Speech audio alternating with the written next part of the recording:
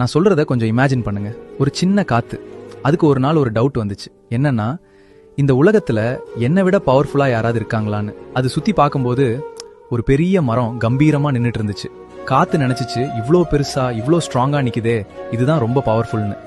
அது மரத்துக்கிட்ட போய் கேட்டுச்சு, உன்னை விட பவர்ஃபுல்லா யாராவது இருக்காங்களான்னு. மரம் சிரிச்சிட்டு சொல்லிச்சு, நான் ஸ்ட்ராங்னு நீ நினைச்சிருக்கலாம், ஆனா மழை இருந்தாதான் எனக்கு லைஃப் லாங் வாழ முடியும். சோ மழை தான் என் ஸ்ட்ரென்த். உடனே காத்து மழையை தேடி போச்சு.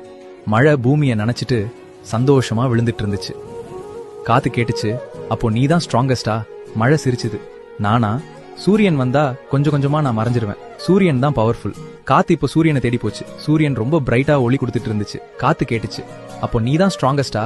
சூரியனும் சிரிச்சுது, நானும் இல்ல, ஒரு சின்ன மேகம் வந்தா போதும், என் ஒளியையே மூடிரும். காத்து உடனே மேகத்துக்கிட்ட போச்சு. மேகம் அமைதியா நகர்ந்து போயிட்டு இருந்துச்சு. காத்து அதே கேள்வியை கேட்டுச்சு, அப்போ நீ தான் ஸ்ட்ராங்கஸ்டா? மேகம் சிரிச்சிட்டு சொன்னது என்னன்னா, நான் எங்க போகணும்னு டிசைட் பண்றது நானே இல்ல, நீ தான் என்ன தூக்கிட்டு போற. அந்த நிமிஷம் காத்து சைலண்ட் ஆயிடுச்சு. அதுக்கு ஒரு உண்மை புரிஞ்சுது. இந்த உலகத்துல யாருமே எல்லா நேரத்திலயும் ஸ்ட்ராங்கஸ்ட் இல்ல. ஒவ்வொருத்தருக்கும் ஒரு ஸ்ட்ரென்த் இருக்கு. அதே மாதிரி ஒவ்வொருத்தருக்கும் ஒரு வீக்னஸும் இருக்கு. ஆனா நம்ம என்ன பண்றோம் தெரியுமா? மத்தவங்க ஸ்ட்ரென்த்தை மட்டும் பாக்குறோம், நம்ம வீக்னஸை மட்டும் கம்பேர் பண்றோம். அதனாலதான் நம்மளை விட எல்லாரும் பெட்டர்னு, எல்லாரும் ஸ்ட்ராங்கர்னு நமக்கே தோணுது. நீ பாக்குற ஒவ்வொரு முகத்துக்கு பின்னாடியும் உனக்கு தெரியாத ஒரு பயம் இருக்கு, உனக்கு தெரியாத ஒரு ஸ்ட்ரகிள் இருக்கு. அதனால மத்தவங்களை பார்த்து உன்னை நீயே குறைச்சு மதிப்பிடாத. ஏன்னா நீ உன்னை நம்புற அளவுக்கு தான் இந்த உலகமும் உன்னை நம்பும்.